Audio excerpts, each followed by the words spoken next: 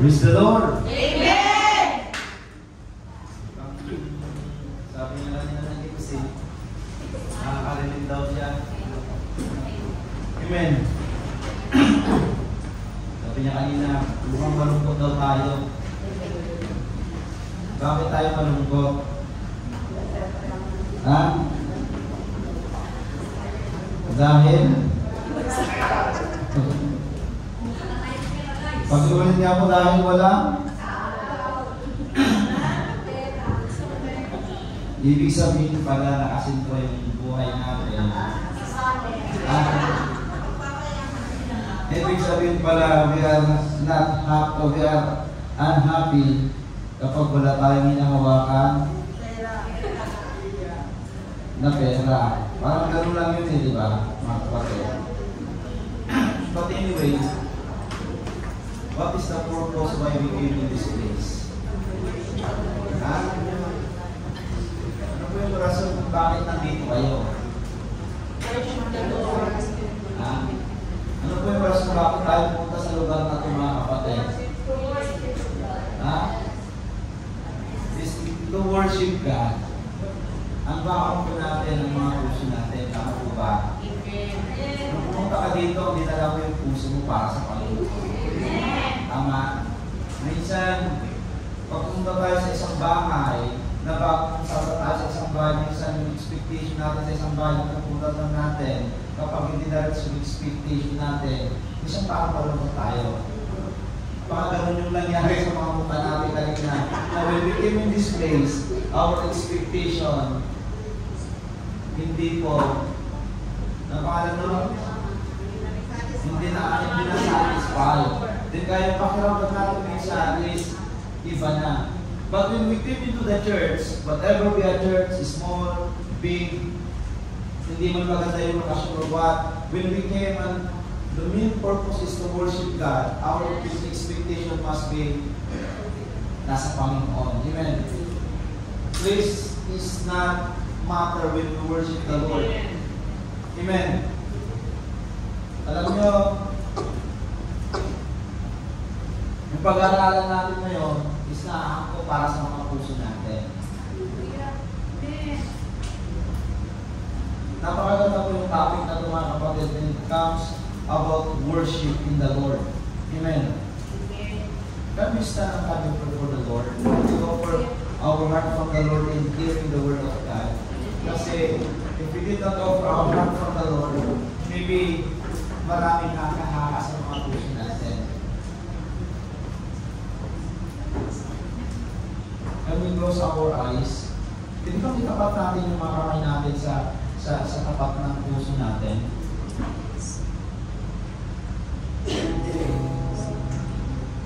And allow your heart to meditate what God has done in your life. Alam niyo mga kapatid, hindi ko natutulang ang Panginoon. Alam niyo mga kapatid, when it comes to worship, sa unang panahon, pangit ng lugar nila. Na pangit of days, nagtatago pa sila. Lord, sa umagang ito, andito po kami para mag-worship sa iyong pangalan. Andito po kami, Panginoon, para itaas ang iyong pangalan. Andito po kami, Panginoon, para magpurihan ang iyong pangalan, Panginoon. Lord, you bring us in this place to praise your holy name. To declare that you are a big God in our life. And that's why, Lord, whatever be the purpose, whatever be the reason why we came in this place, O God, ikaw lamang po ang nakakalam, Panginoon. You transfer us in this place with a purpose. You transfer us in this place, Lord, dahil mayroon kang gagawin sa aming mga buhay. At kung ano man po yung Panginoon, Lord, you are free to do something great in our lives in this place, O God. Lord, before I start the message, I just want to invite your holy presence to saturate this place, O God. Whatever be the words of the enemies that blocking our focus, O God, in hearing your words, maybe our hearts, because there is something, may mga bagay-bagay na alinlangan.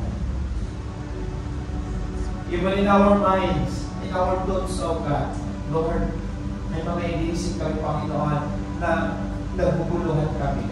Pero sa oras na ito, Panginoon, allow your presence to move in every single heart in this place, O God. Allow your presence to saturate this whole place, Lord, and work within your will, O God. So that, Lord, we could understand why we are in this place, O Lord God.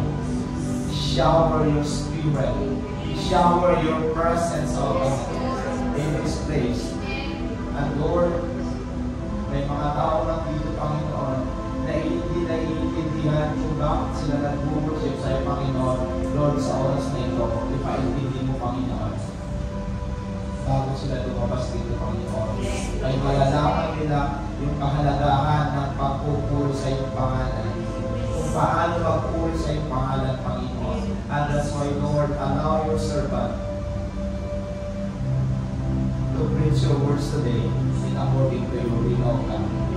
And whatever be the message that you want to inculcate or you want to give unto us, O Lord God, at this very moment, Lord, help me to share it according to your purpose, according to your will, O God. So that, Lord, He will understand easily, O God. Allow their spiritual ears, Lord, to be open. So that, Lord, He will understand it properly, Panginoon. Lord, help me, Lord. And this is my humble prayer, O God. In Jesus' name I pray. Amen and amen. Ayun.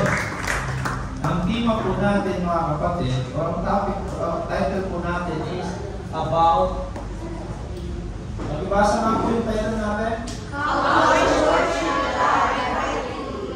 Paano ba mag-worship sa Panginoon, mga kapatid? Pag sinabi kasi natin rightfully, ano bang ibig sabihin ng rightfully? Ha? Ano pa? Nararapat. Tamang paraan.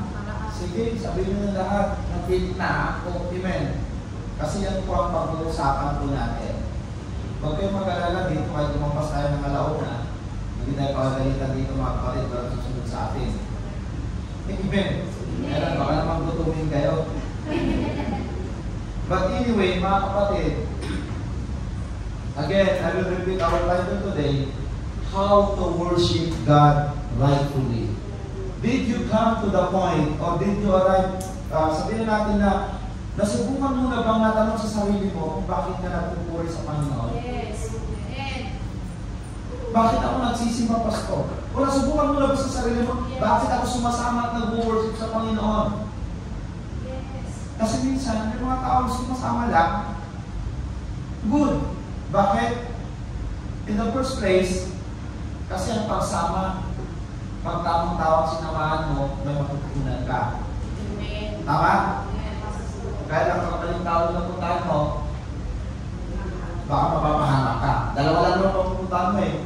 Either mapapaganda yung sitwasyon mo, yung buhay mo, o yung matututunan mo, or either mapapasa ka yung pagtanaw mo. Tama po ba? Dahil nasubukan nyo lang magtanong sa sarili nyo, bakit ako nagsisimba at nagpupuri sa Panginoon? Amen. Sino nakaisip nun? O, Pastor. Bakit niya ba? Diba? Ano pa ito, diba? Minsan kasi nagsisimba tayo, nagpupuri kay Lord. Ayun, napapaano naman tayo.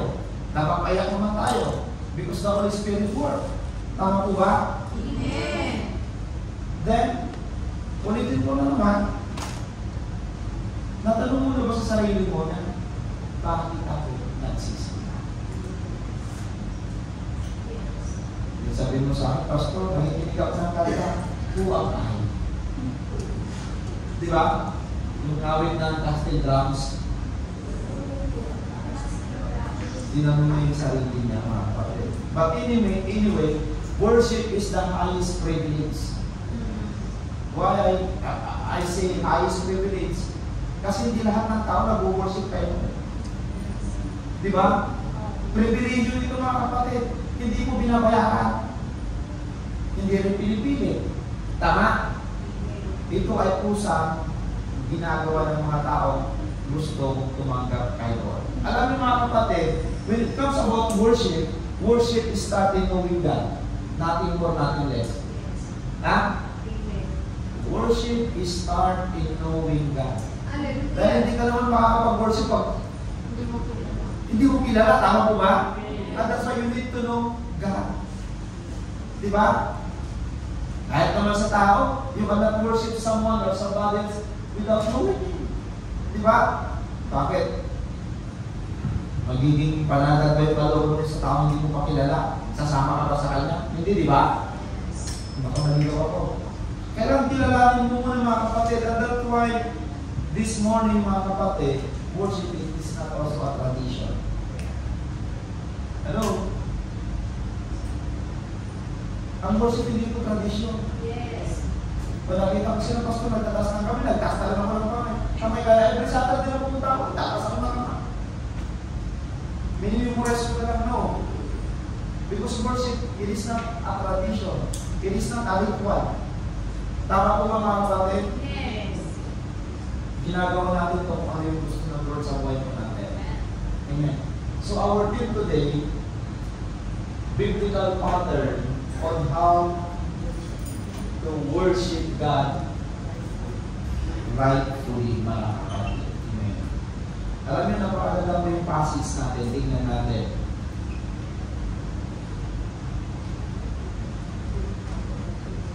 Popular yan ang passage, mga kapatid. So yun ang alam yung passage na yan. Nagagamit yan every December. Diba?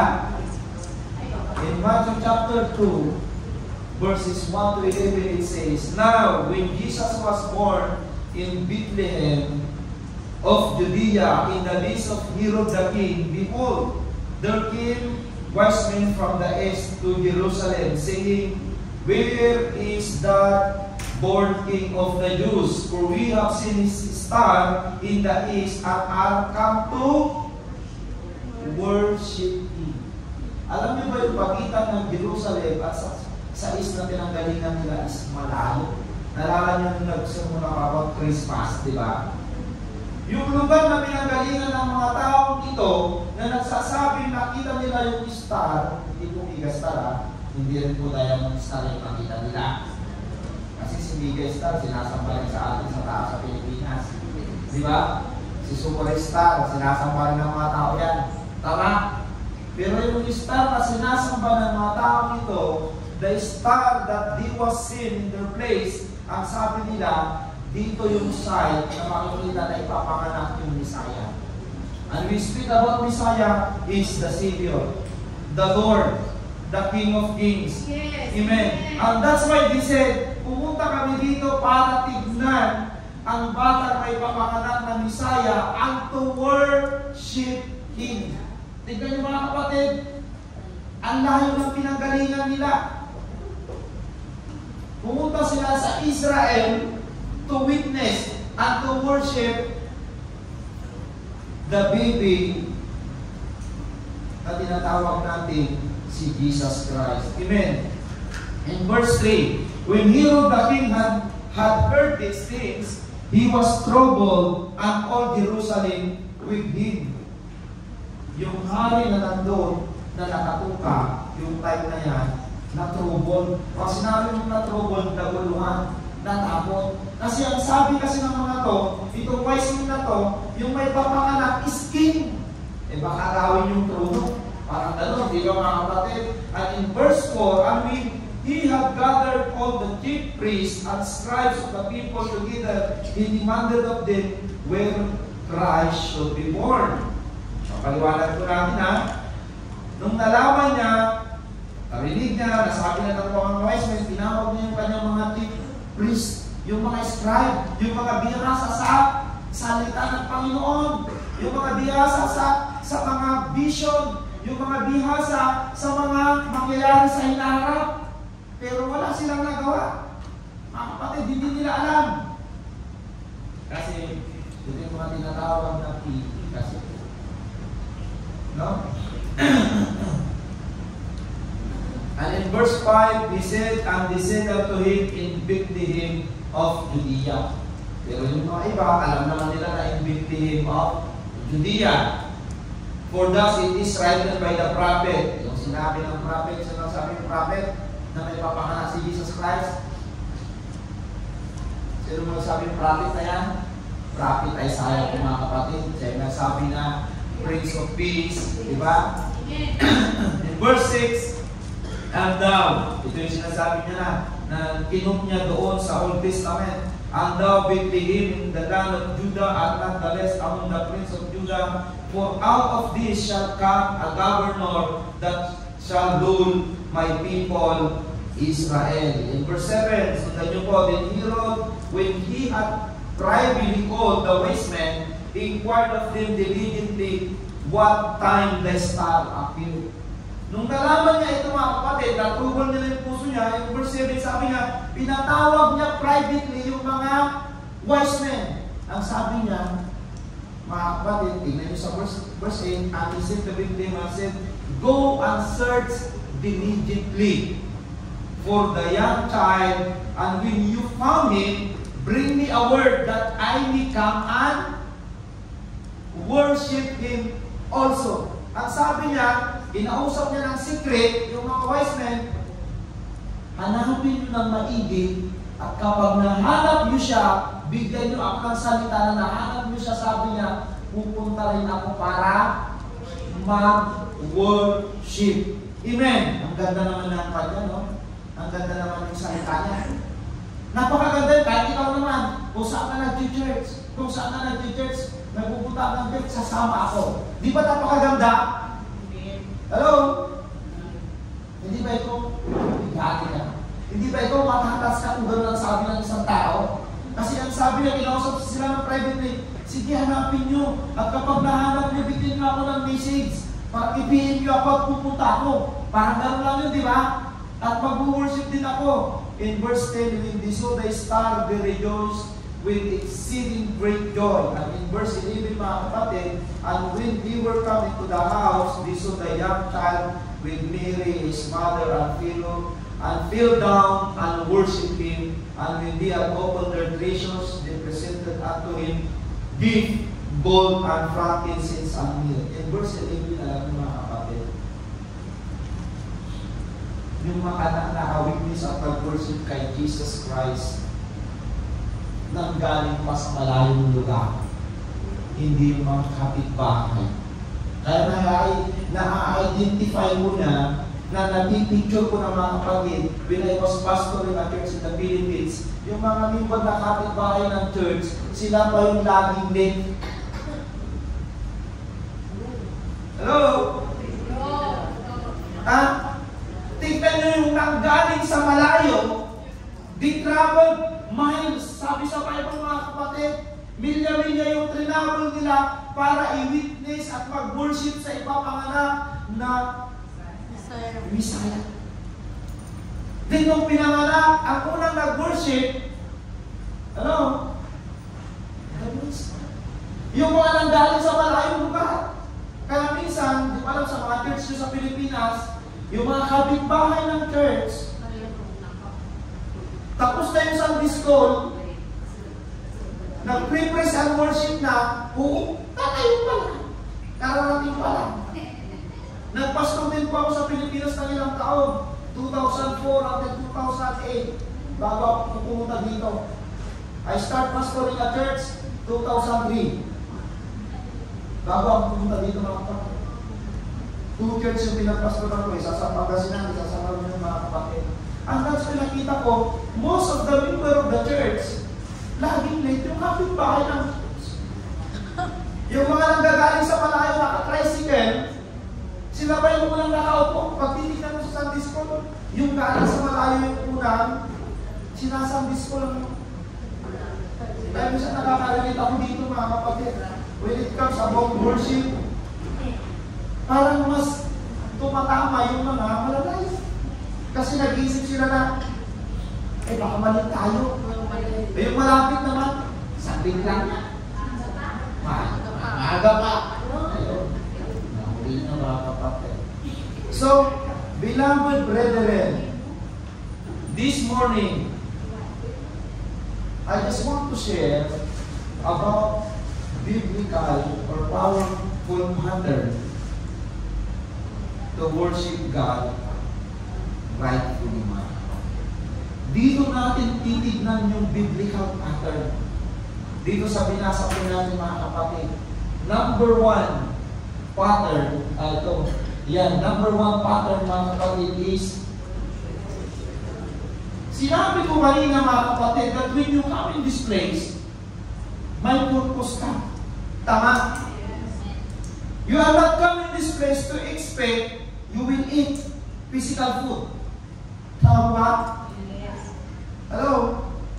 You will not come in this place para mag-check ka lang dito sa loob ng church.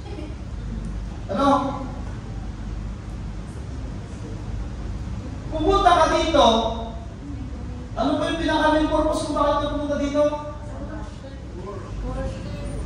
Pastor, gutom naman ako. Ikaw naman, wala kang pang-swing ng bubuhay yan.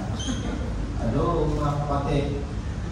Wala namang problema kung gutom ka. Yung 5 minuto, may teka sa baba, may angel burger sa baba, may itan sa baba sa baba na nakita ko kanina.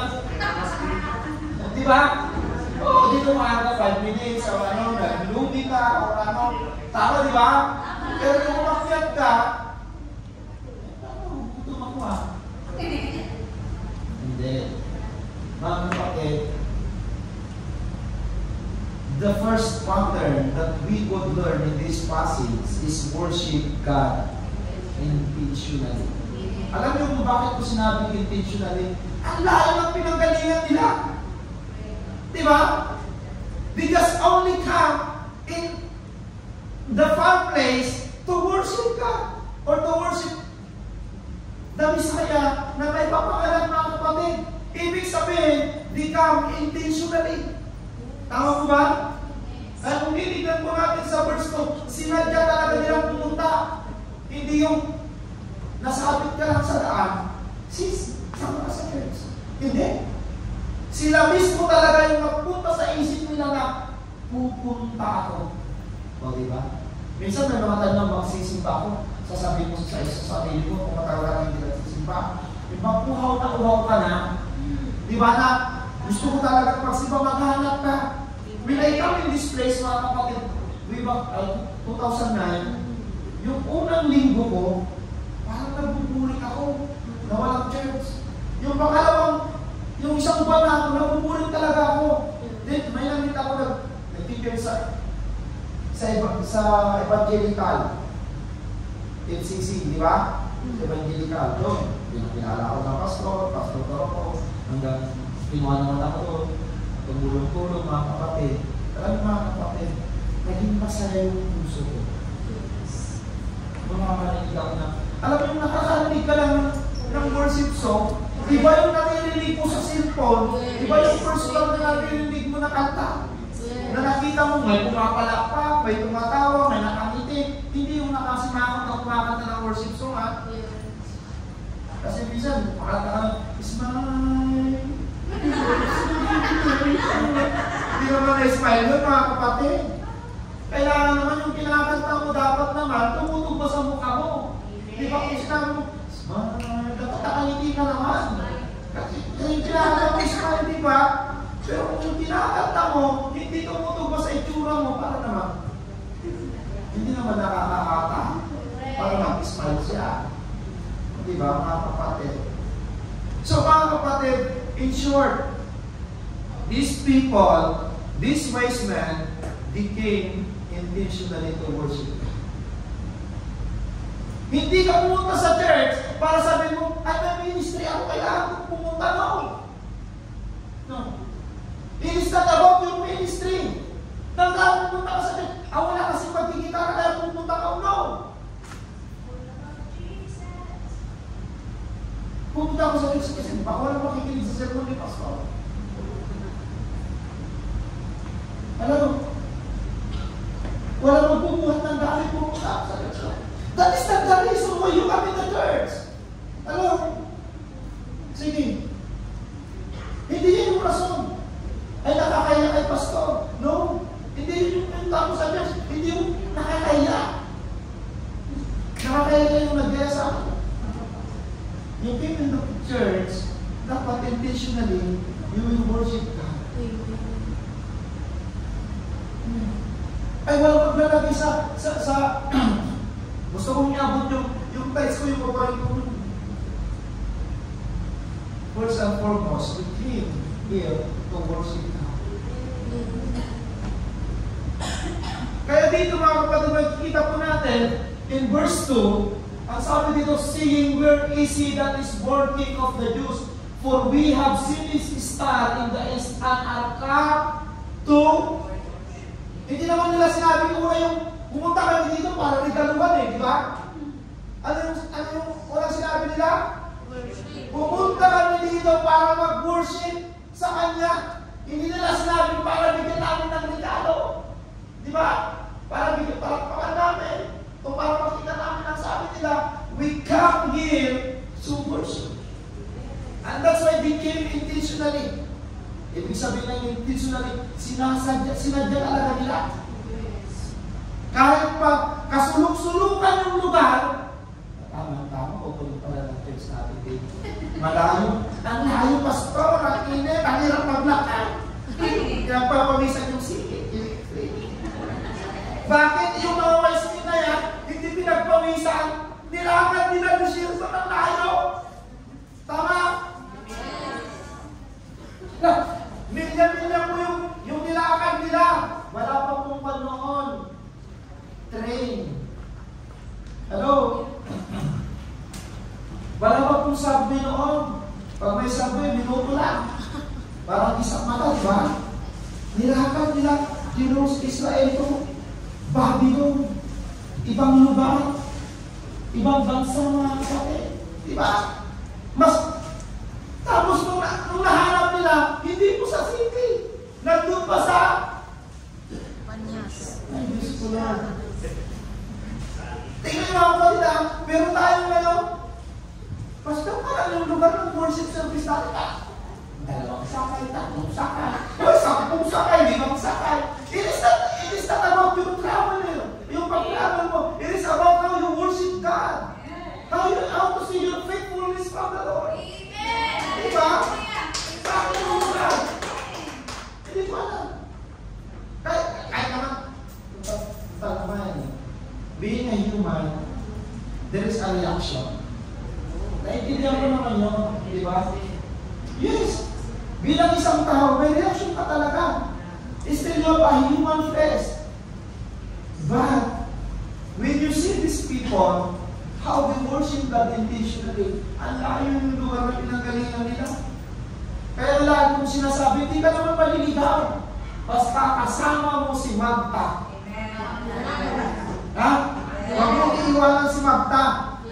Lagi mong isama sa buhay mo. Diba? Yes. Pag iniwan mo si Magta, maliligaw ka. Diba? Kilala niyo si Magta? Magtanong. Diba? Huwag ka mahihiyang magtanong. Brother, hindi lang kayo hindi na English. There, what, do? There naman, diba? Kahit ibang English, diba?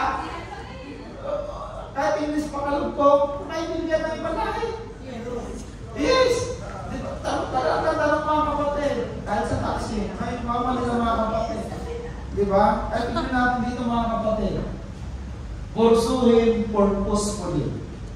May purpose din kung bakit sila pumunta doon intentionally. Tama? Yes.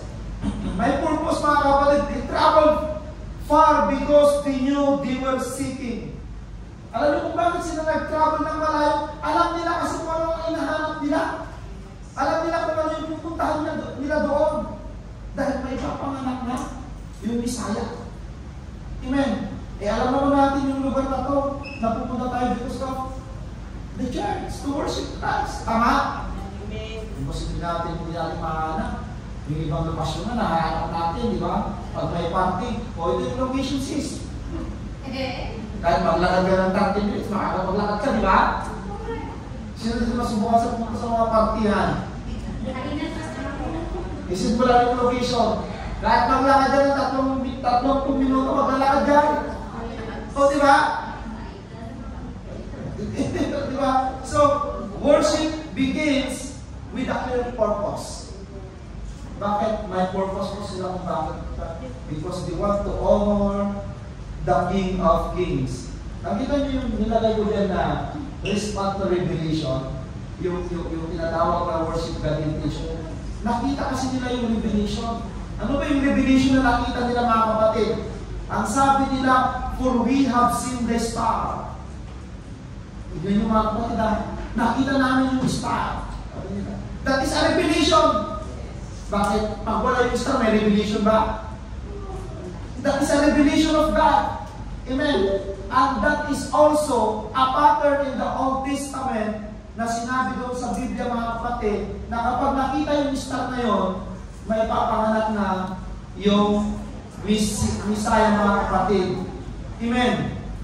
So dito natin makikita that worship begins when we responded to God's revealed truth. Minsan nag-worship tayo, nag-start yung pag-worship natin sa Panginoon nung nakita natin yung sarili natin na nandito na pala tayo sa church, nag-worship. Amen, nagulat ka na lang. Dati noon, hindi ka naman nagsisimba. Dati noon, palamura ka. Di ba? Kasi hindi mo pa makuha yan. Mabibigla ka na lang mga kapatid. Di ba? Yun ang mga kapatid, yung revelation, kaya ang tao, pag mo sabihin, di ba ang sinasabi natin, pastor sa mga ibang lugar na walang ebanghilyong dumating doon, maliligtas kaya sila? Yun ang tanong natin noon, di ba? When it comes about salvation, yung hindi naabot ng mga missionaries, ang sagot nandyan. Sige kuya. Ayan ang kasagutan. Then saka po po tatanungin, maliligtas ba yung mga tao kapag end times na hindi nakarinig ng salita ng Panginoon? Ano sabi dyan?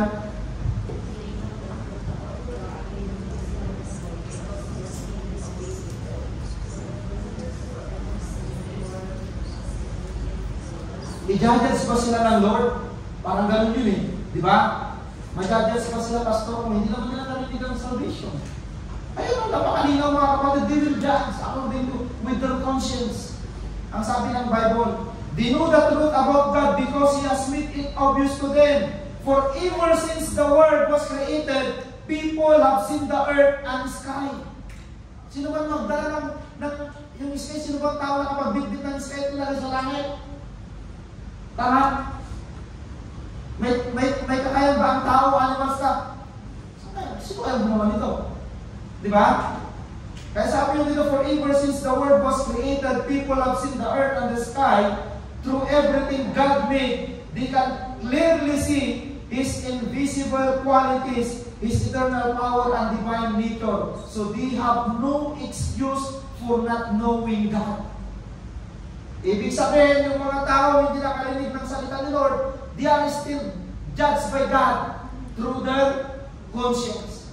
Hindi ibig sabihin na, o yung lugar pastor na kasunok-sunukan na hindi narating ng mga missionaries, hindi nakarinig ng salita ng Panginoon, i-judge ba sila ng Diyos? I-judge sila ng Diyos? They will judge according with their conscience. Ayaw kung napakalinaw. Sabi niya, they will not. So they have no excuse for not knowing God. Bakit? Yung conviction na sa taas, they know the truth about God because He has made it obvious to them. For ever since the world was created, people have seen the earth and the sky. Nireveal na ng Diyos yung kanyang kapangyarihan. Sino makakagawa ng araw? May makakalapit ba sa araw? Sino makakagawa ng araw? Bakit hindi nakahulog yung mga in the universe? That is the power of God. Di ba? Hindi ka gagawa ng tao. And that's why God revealed the truth with His supernatural power, mga kapatid. Sige, kuya.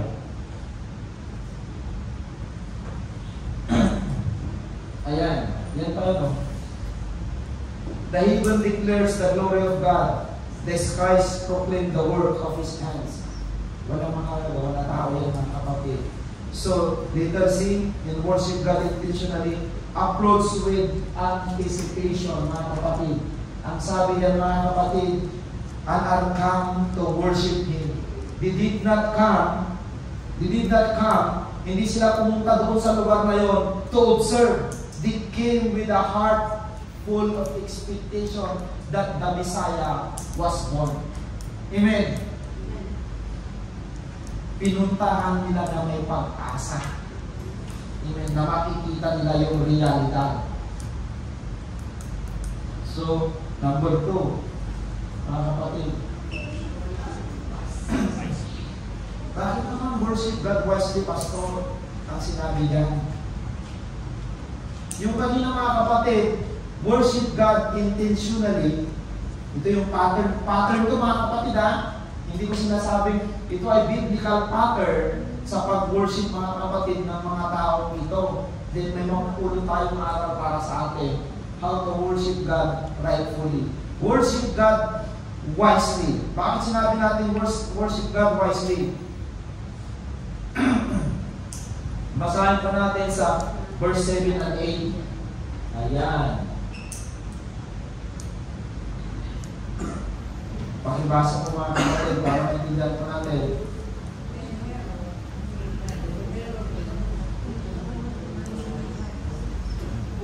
Ako na. Then Herod, when he had privately called the wise men, inquired of them diligently what time the star appeared. And he sent them to Bethlehem and said, Go and search diligently for the young child, and when ye have found him, bring me a word again, that I may come and worship him also. In verse 9, when he had heard the king, they departed, and lo, the star which they saw in the east went before them till it came and stood over where the young child was. And in verse 12, and being warned of God, they agreed that they should not return to Herod. They departed into their own country in another way. Worship God wisely. Alam mo kung bakit ko sinabing worship God wisely dito, mga kapatid? Nalaman nila, nakita nila, kasi makikita mo naman kasi yung tao nagsasabi ng totoo hindi pag nag-uusap kayo. Nung kinausap ni Hero ng mga to, privately, bakit pa privately? Sige. Bakit ka nag-usapin ng privately? Pumunta ka doon para sabihin nyo good news sa kanila. Diba? Pero itong si Herod, kinapit na yun. Papuntahin mo, papasukin privately. Kasi ang intention ni Herod, sinabi niya, ganda ng intention niya, diba? Sige, pag nahanap nyo, bigay nyo ako ng message, piin nyo ako. Parang ganda. Then pupunta rin ako doon at mag-worship. Pero nakita kasi ng mga wise men, kaya nga tinawag silang wise men. Ano ba't hindi nila madi-discern, di ba? Kaya nga tinawag silang wise men ng Bible, ibig sabihin talaga, yung discerning nila is mataas. Nakaka-discern sila kung paano ka magsalita, mag-usap sa kanila, na-discern nila na ang purpose ni Herod is to kill the child. Amen. Kaya ito naman si Herod ang sabi niya, sige, balitaan niyo ako.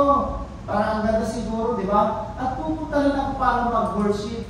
Siguro nakita nila how he speak, how he did, how he treat this wise man.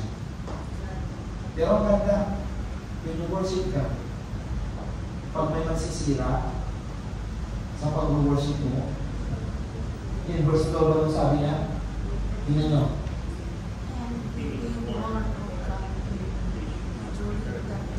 Alam mo ang Diyos kung sino nagsisira sa gawain? Hello? Kung may taong sisira sa gawain ng Panginoon, sa plano ng Panginoon, God knows. And God will warn you. God will impress you, mga kapatid. Tingnan nyo sa verse 12, napakakilala, di ba? Ang sabi niya, and being warned of God in a dream, that they should not return to Herod, they departed into their own country in another way. Kasi iba yung nasa puso ni Hero. Not to worship the Messiah, but to kill the child. Yung birthday pa nga, natugal na siya mga. Tingnan po natin dito mga kapatid. Discern deception. Ayan. Herod said, bring me a word again that I may come and worship Him also. Na-discern nila yung salita namin yan, pikit. Hindi para mag-worship. Ha? May minsan mag-worship din tayo. Mga kapatid. Pag may mga nagtatanong sa atin dyan sa labas, baba, mga ibang na, baka mamaya, kung doon ka, worship kami sa taas, baka mamaya naman, sinay din masama niya. Kaya minsan, nagiging maingat din tayo. About service. Di ba? Pag may mga nagtatanong, kan natin praying lang, maging service, o kasi iba yung sa kanila, pag sinabing service. Iba yung pagdilig nila. Mga kapatid. Iba yung bigla kami. Ikaw, ibigla. Diba kayo? Kaya maging wise din tayo mga kapatid. Ano sino sinabihan sa baba kanina? Ha? Diba? Minsan, we need to be wise as well in worshiping God. Diba? But anyway, dito mga kapatid, not all who speak worship have the right heart. Kagaya ni Herod. Diba? Wala naman sa tono yung puso niya eh. Diba? Hindi lahat na nasasabing nag-worship sa Panginoon, he have the right heart. Parang wala nang alam. Gusto magsimba, niligawan ka, sinama mo naman sa simbahan, tapos sinunti-unti ka niya. Meron na tama ka na, di mo na makita mag-worship. Hello? Alam niyo, marami na akong nakita ganyan. At naranasan ko na rin dito sa Abu Dhabi. I lost money. Kasi, tiwala ka naman. Kristyano eh. Di ba? Palagdag pa. Malapit na pastor. Sige. Dahil sa kapalagdag, ako tuloy na pagalitan. Wala naman na.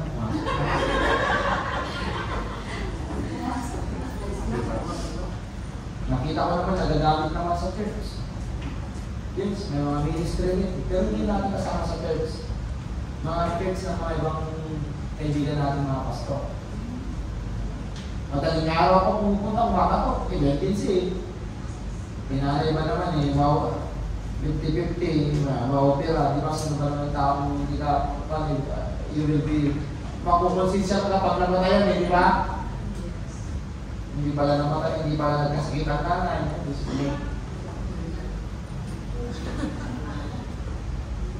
Next summer, nalaman ko, wala pa lang trabaho.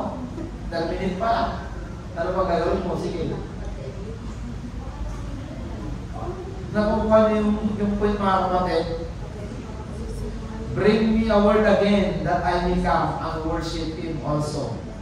But His purpose is to sought or to destroy, not to adore. Diba? Yun yung purpose niya eh. Andiyan ba yan? Yan yung purpose niya. Not to adore, not to worship, to destroy. May mga tao mga kasama mo, minsan sisira pa lang siya. Diba? Don't be distracted.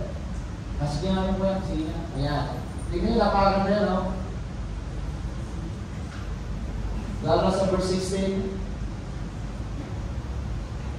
Yun yung verse 16. Basahin ko yung verse 16 na. Then Herod, when he saw that he was marked of the wise men, was exceeding wrath, and sent forth, and slew all the children that were in Bethlehem. Tingnan mo yung ginawa niya. Dahil naisahan siya, di ba? Dahil naisahan siya, galing kasi ng Diyos eh. Hindi mo kasi maisahan ng Diyos. Nagpaplano ka palang alam na yan ng Diyos ang puso mo. Diba? If you are faithfully from the Lord, you are under God's protection. Diba? Tingnan mo mga kapatid. And in all those from 2 years old below, under according to their time, to the time we see how they immediately inquired of the wise men, pinapatay na lahat. Walang ligtas. Pero hindi niya alam, nakapag-travel na sila. Ang galing ng Lord, di ba? Nakapag-travel na sila. Siguro rin siya, 2 years old pababa. Pero hindi niya alam, nakapag-travel na Lord yung mag-asawa. Ang galing ng Lord.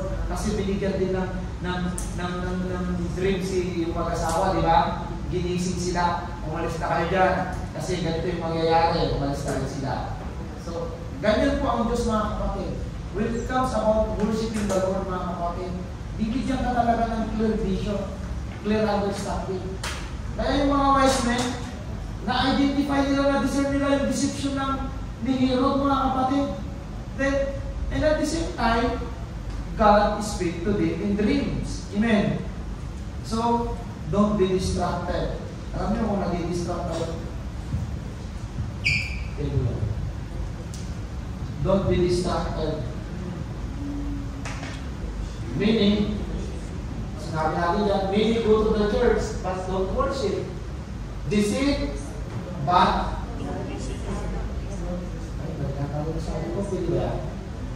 bakit kayo tumawa? Deceive, di ba? Deceive, but don't listen. Amen. There is instead of kapatid, di ba? So, follow God's direction. Amen. Ayan. Sige ba? Kasi ang sinabi naman kasi ng Bible, mga kapatid, that is that one. Remember The Sabbath day. Tapos ang itong pala, hindi ka naman nakikinig. Sige, basahin mo ngayon yan.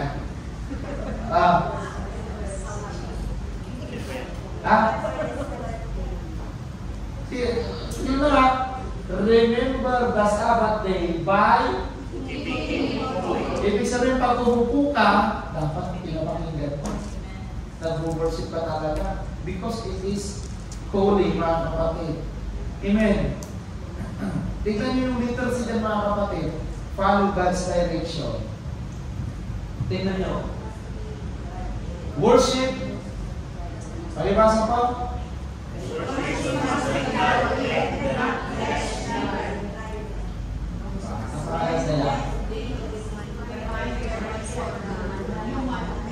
Worship must be God-led, not flesh-driven. The wise men obeyed divine direction, not human opinion.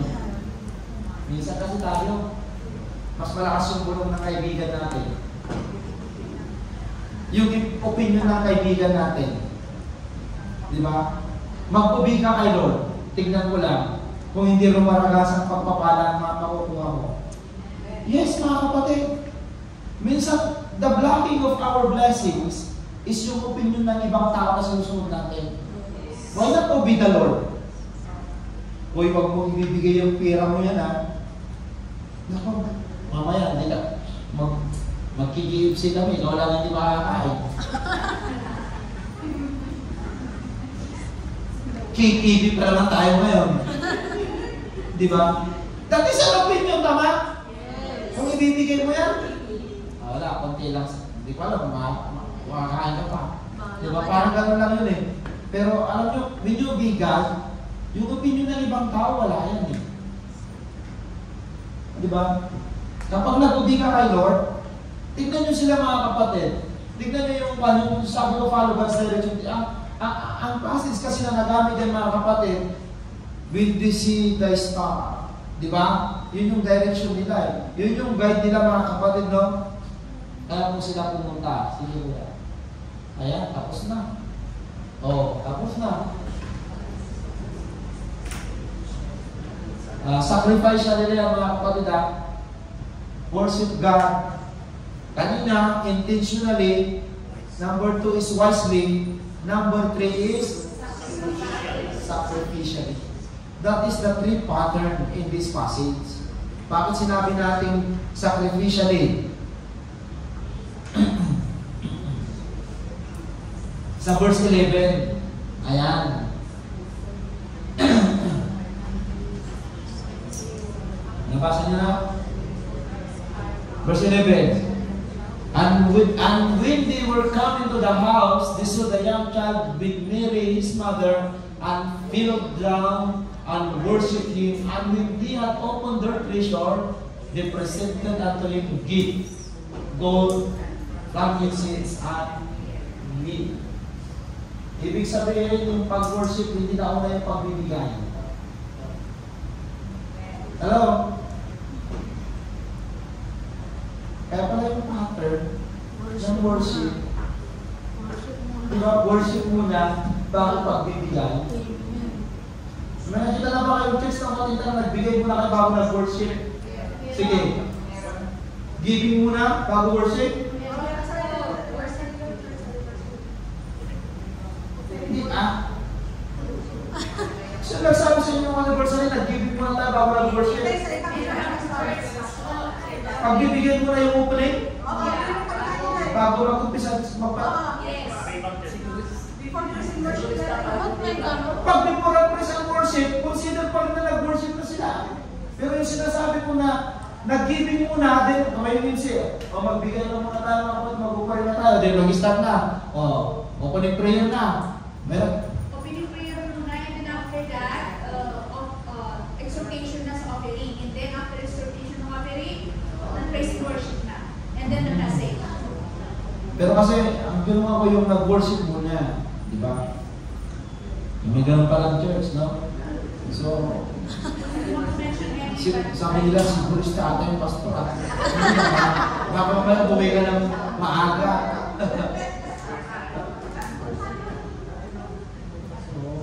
Pero dito mga kapatid, kung titignan po natin mga kapatid, nag-worship muna sila.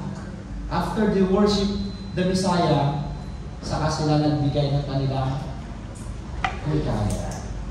Sacrificially. Bakit natin sinabing sacrificially?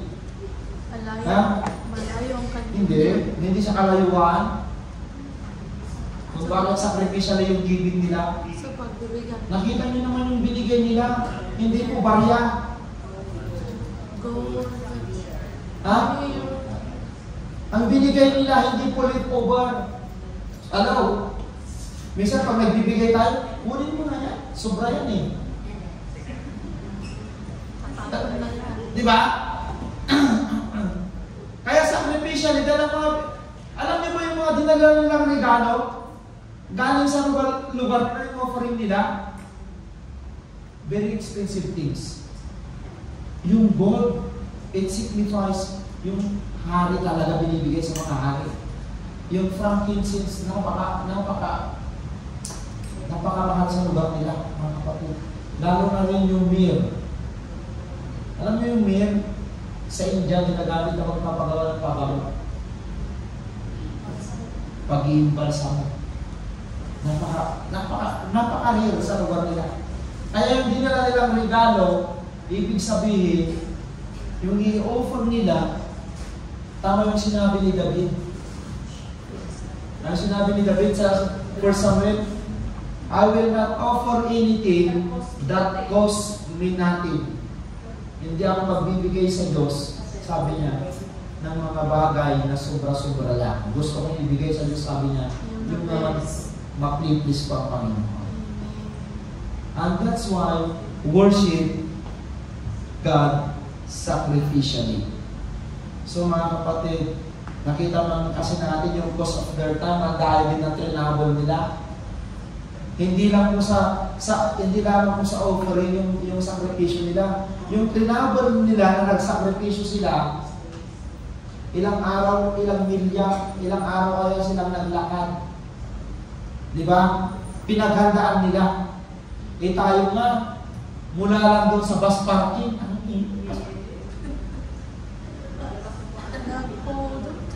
di ba?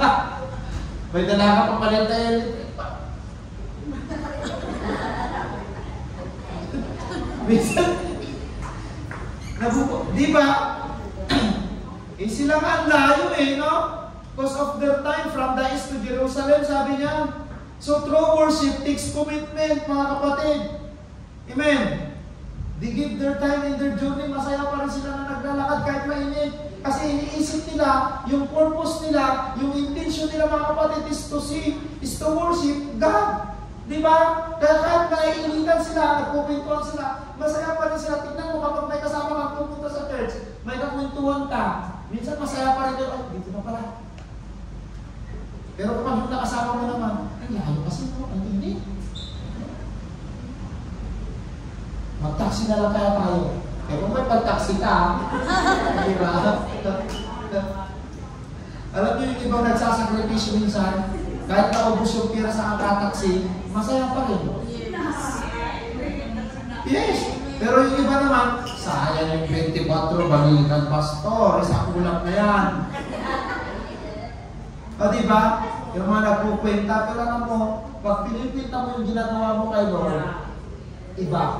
Pero kung hayaan mo na yung ginagawa mo kay Lord is galing sa puso mo, Masaya ka. hindi ka lang masaya. Nagugulat ka na lang, may mga biyayang dumarating sa buhay mo na without expecting, blessing will come. Na nagugulat ka na lang. Pero kung pinipinta mo yung mag-taxi ako sa isang buwan, 12. Kailangan kong maglagay ng 48 pastor. Pag-operate ko, 5, 60 sa isang buwan, pastor. 60.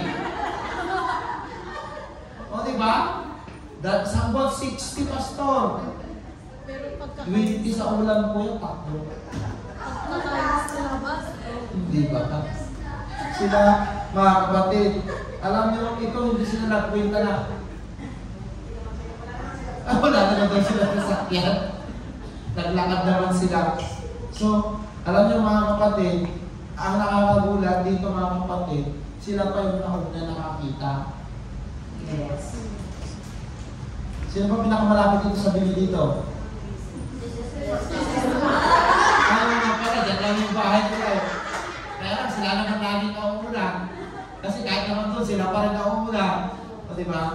mas Alam niyo mga kapatid, nakita din po natin yung cost of their treasure.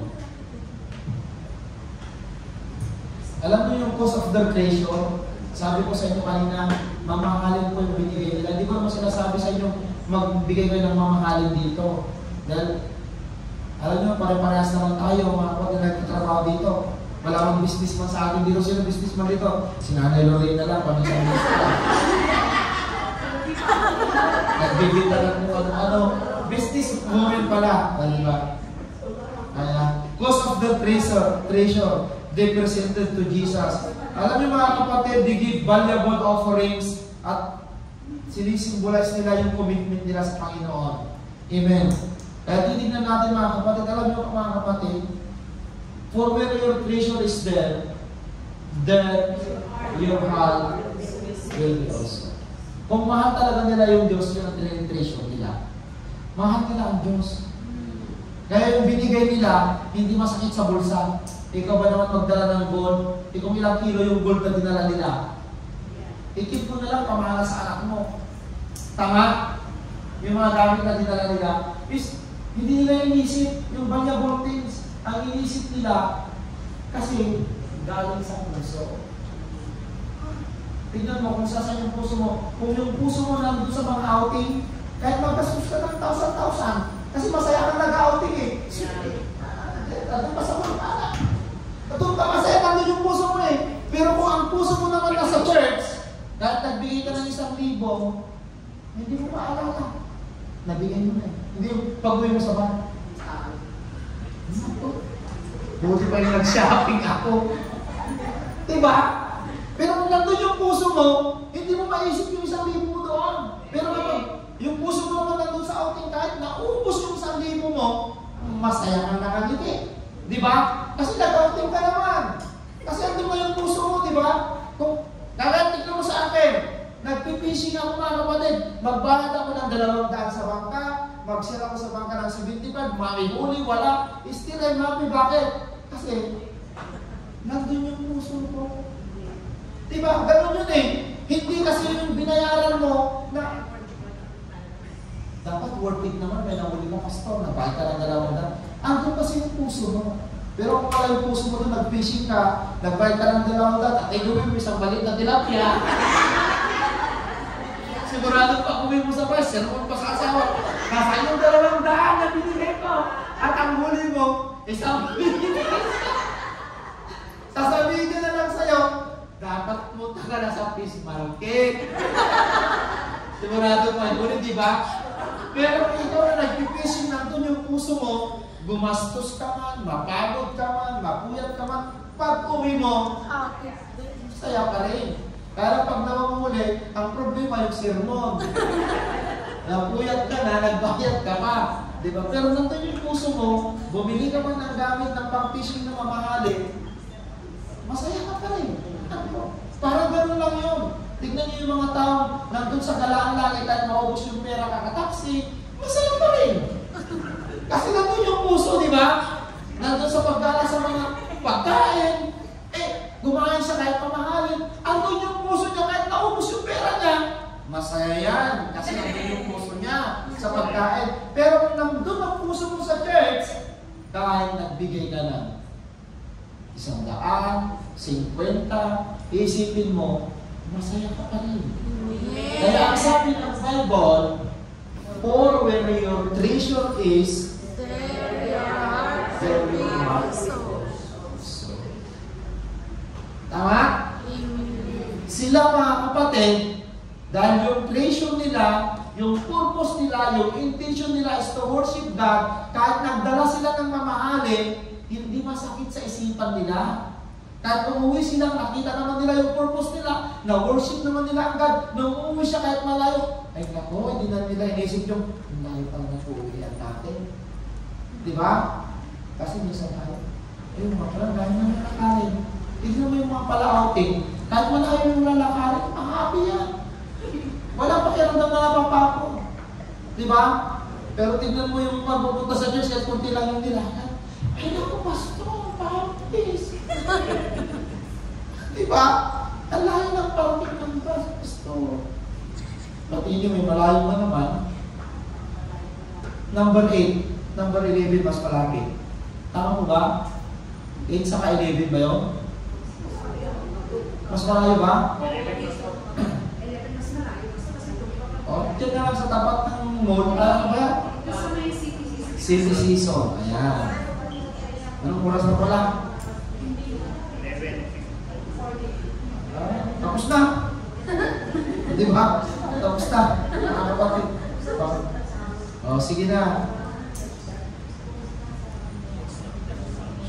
Ayan. Cause of themselves. Worship is not just giving things. It is giving yourself. Bakit mo sinabi it is giving yourself? It is, hindi lang yung pag-worship, yung pagbibigay ng mga bagay, pag-offering, no.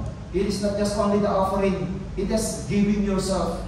Bakit mo sinabi it is giving yourself? Kasi sila, ang layo ng pinanggalingan nila, sinakripisyo nila yung sarili nila. Hindi natin alam, baka may negosyo sila doon, nagtitira sila. Tama?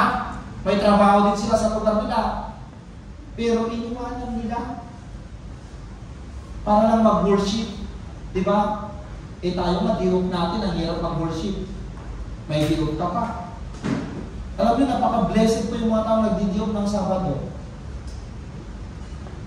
Yun yung sinasabi ko mga kapatid. Itong mga wise na hindi ko alam kung anong trabaho nila sa lugar nila. The Bible is silent, kaya silent din tayo. Pero sigurado may trabaho naman mga yan. Sigurado din may pinagkikitaan mga yan. Dahil kung wala silang trabaho, ang kakainin nila. Kung wala silang business, saan sila mag-i-income? Kahit naman sa unang panahon, nagbi-business na, di ba? Marami ng business, marami na ng trabaho. Ibig sabihin, nung nag-travel sila para puntahan si Jesus kaya sa kanyang kapanganakan, to worship Him, marami silang iniwanan. Hello? Pastor, baka diyok nila, bakit 2 araw sila naglakad? Hindi naman siguro, di ba? Ayan na.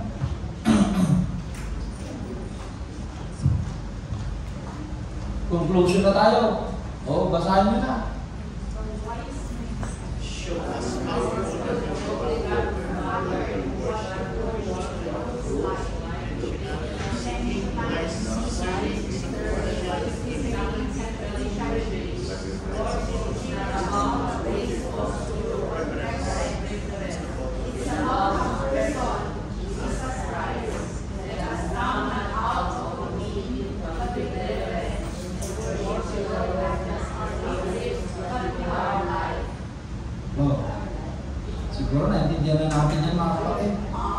Amen. Our passage today, beloved brethren, the wise men show us a powerful and biblical pattern what true worship is or look like. Intentional in seeking, wise in discerning.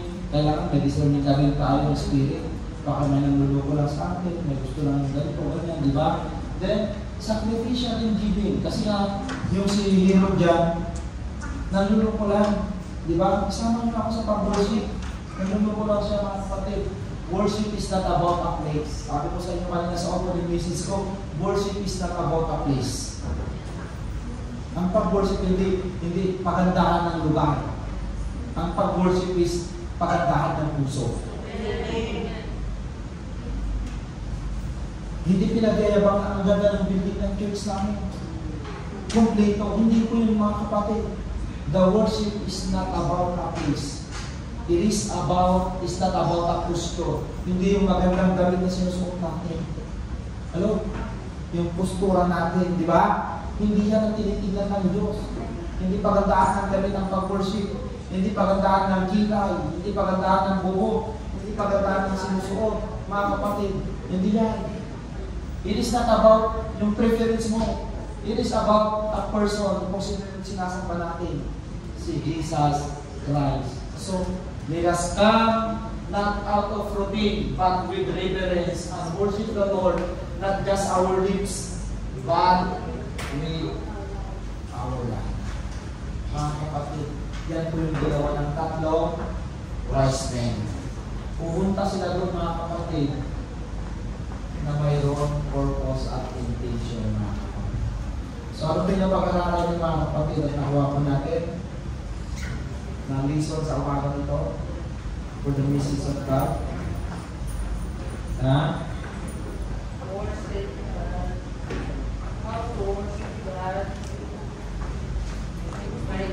I already shared to you the three biblical or powerful patterns how to worship rightfully. Number one is worship God intentionally.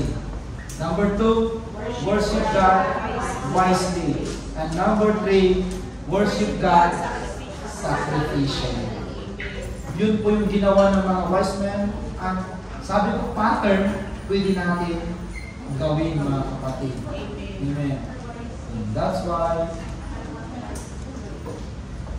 thank God kasi that is a great message for us. God bless us all.